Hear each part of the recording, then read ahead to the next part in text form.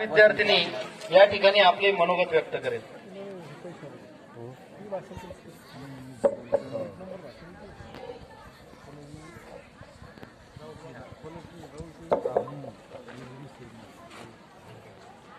जगाला शांततेचा संदेश देणारे महाकारुणी तथागत भगवान गौतम बुद्ध, स्वराज्याचे जनक छत्रपती बहुजन प्रतिपालक शिवाजी महाराज, आरक्षणाचे जनक राजर्षी शाहू महाराज, स्त्री शिक्षणाची प्रमुख जननी माता सावित्रीबाई फुले, महात्मा ज्योतिबा फुले, राष्ट्रसंत भगवान बाबा, राजमाता अहिल्याबाई होळकर, माता जिजाऊ, माता भीमाई, माता रमाई, लोकशाही अण्णाभाऊ साठे, भारताचे थोर शास्त्रज्ञ missile man doctor APJ Abdul Kalam, भारतीय घटनेचे प्रमुख शिल्पकार बोधिसत्व परमपूजनीय क्रांतीसूर्य विश्वरत्न भारतरत्न डॉक्टर बाबासाहेब तथा भीमराव रामजी आंबेडकर,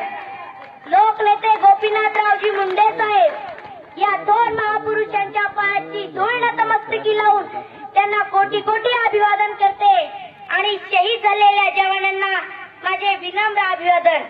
आजही आपल्या देशातील जे जवान आपल्या रक्षणासाठी डोळ्यात तेल घालून लढतात त्यांचे आयुष्य सुख समृद्धीचे जावो अशी पुत्रशैली प्रार्थना करते.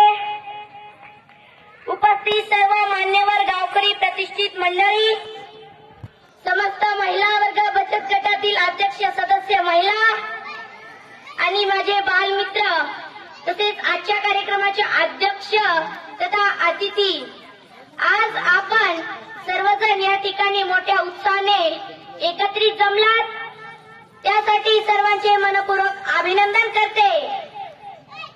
परंतु 26 जानेवारीचे खरे महत्व कोणत्याच कार्यालयामध्ये, शाळेमध्ये, विद्यालयामध्ये, महाविद्यालयामध्ये सांगितले किंवा शिकवले जात नाही. फक्त सांस्कृतिक कार्यक्रम ठेवून मनोरंजन केले जाते. ही एक खेदनाजनक बाब आहे. हे सर्व शिक्षक कर्मचाऱ्यांना मान्य करावे लागेल. मी आज तुम्हाला 26 जानेवारीचे खरे महत्व सांगत आहे ते तुम्ही सर्वांनी शांतपणे ऐकावे अशी नम्रतेची विनंती करते. 15 ऑगस्ट 1947 रोजी आपली मायभूमी ब्रिटिशांच्या राजवटीतून मुक्त झाली.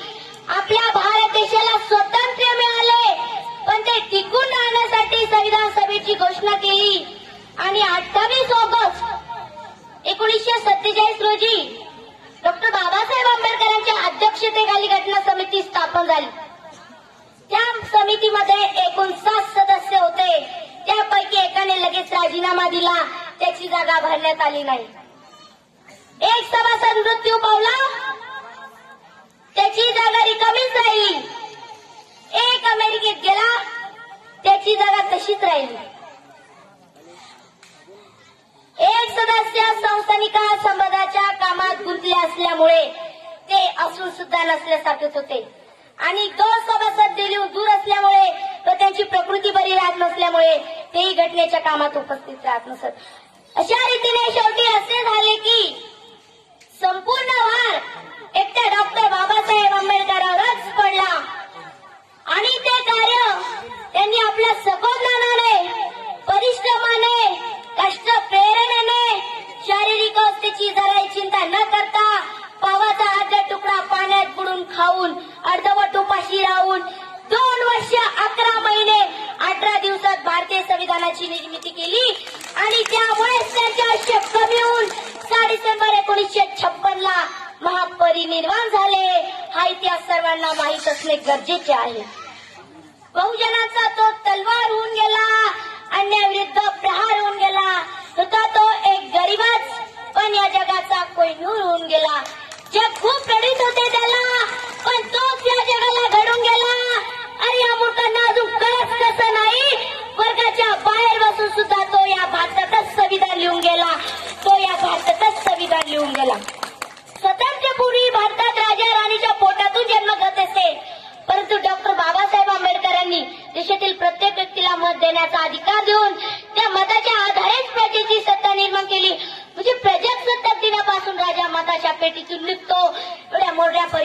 लोकसंख्या झटकाची 26 जानेवारीच्या दिवशी जय घोष करीत नाही, ही एक खेदनाजनक बाब आहे, हे सांगण्यास काही हरकत नाही. मोजू तरी कशी उंची तुझ्या कर्तृत्वाची, तू जगाला शिकवली व्याख्या माणुसकीची.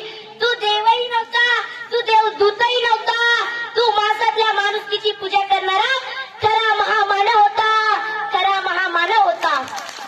स्वतंत्र भारताचे पहिले कायदेमंत्री डॉक्टर बाबासाहेब आंबेडकर यांनी 1947 पासून सतत 4 वर्ष 1 महिना 26 दिवस अविरत कष्ट करून हिंदू कोड बिल तयार केले होते. त्या कोड बिल मध्ये वेगवेगळ्या घटकांशी निगडीत कायद्याचे कालमत रूपांतर करू पाहणारे 7 घटक होते. म्हणजे हिंदू कोड बिल मध्ये स्त्रियांना संपत्तीमध्ये समान वाटा, एक विवाह पद्धतीला कायदेशीर मान्यता आणि सर्व कायदेशीर बाबीमध्ये समान संधीची तरतूद केली होती. ते कोड बिल 24 फेब्रुवारी 1949 रोजी डॉक्टर बाबासाहेब आंबेडकरांनी संसदेत मांडले होते. परंतु डॉक्टर राजेंद्र प्रसाद, शंकराचार्य, ब्रह्मानंद सरस्वती, स्वामी कारपत्री, डॉक्टर पट्टभी सीतारामय्या या 5 नेत्यांनी हिंदू कोड बिल नाकारले. 27 सप्टेंबर 1951 साली स्वतंत्र भारताच्या नेहरूंच्या नेतृत्वातील मंत्रिमंडळातून महिलांच्या हक्कासाठी असलेले हिंदू कोड बिल पास न झाल्यामुळे डॉक्टर बाबासाहेब आंबेडकर यांनी कायदेमंत्री पदावर लाथ मारली आणि राजीनामा दिला होता. ती जा रही थी मानवता भरे बाजार में, तब कहता राम, फेल गया था जर विषमता का संसार में, तब कहता श्याम, अरे कोई नहीं था भगवान, ये तो पुतले थे मिट्टी के, सर ऊंचा कर गया हमारा, वो था हमारा भीम महान, वो था हमारा भीम महान. बाबासाहेबांचे हिंदू कोड बिल तर तेव्हाच मान्य झाले असते तर हिंदू समाजातील सर्व भेद, अन्याय आणि विषमता नष्ट होऊन हिंदू समाज अत्यंत तेजस्वी आणि बलशाली झाला असता. पण दुर्दैव या भारताचे जर हे विधेयक पास केले असते तर आज भारत जगात महासत्ता म्हणून राहिला असता. बाबासाहेबांनी भारतातील प्रत्येक महिलावर जे उपकार कर्ज केले आहे त्याचे व्याज मरेपर्यंत न फिटणारे आहे. बहुजन प्रतिपालक छत्रपती शिवाजी महाराज यांनी स्वराज्याच्या रक्षणासाठी हाती तलवार घेतली, ही काळाची गरज होती. आणि भारत देशातील विषमता दूर करण्यासाठी डॉक्टर बाबासाहेब आंबेडकरांनी हाती लेखणी घेतली, ही देखील काळाचीच गरज होती. म्हणून हे दोघे आम्हा वंदनीय आहे. तलवार की वार से कटकट के गिरते गए दुश्मन, तो कलम की मार से घुट घुट के मरते गए दुश्मन. शिवा ने शमशेर उठा के सारे जालिमों को मार दिया, तो कलम चलाकर मेरे दीवाने, तो कलम चलाकर मेरे दीवाने, सारे जुलूम को ही मिटा दिया, सारे जुलूम को ही मिटा दिया. भारतीय संविधानामध्ये प्रत्येक नागरिकास समतेचा अधिकार, स्वातंत्र्याचा अधिकार, धार्मिक स्वातंत्र्य, शिक्षण, संस्कृती जपण्याचा अधिकार, संपत्तीचा अधिकार, संविधानिक उपचाराचा अधिकार असे मूलभूत अधिकार समाविष्ट करण्यात आले आहेत. हे अधिकार कोणत्या एका जाती धर्माकरिता नाही. मग संविधानाचा कवर का करतात? संविधान निर्मात्याचे पुतळे का फोडले जातात? जिनके बाप दादाओं में संविधान लिखने की औकात नहीं थी, आज उनकी नाजायज औलादी संविधान का विरोध कर रही है. 12 ऑगस्ट 2018 रोजी दिल्ली जंतर मंतर येथे पोलिसांच्या डोळ्यासमोर भारतीय राज्यघटना झाली आणि घटनाकाराला शिवीगाळ करून त्याच्या प्रतिमेची विटंबना केली. संविधान मुर्दाबाद, मनुस्मृती जिंदाबाद, संविधान मुर्दाबाद, मनुस्मृती जिंदाबाद अशा घोषणा देत त्यांनी वाईट कृत्य केले.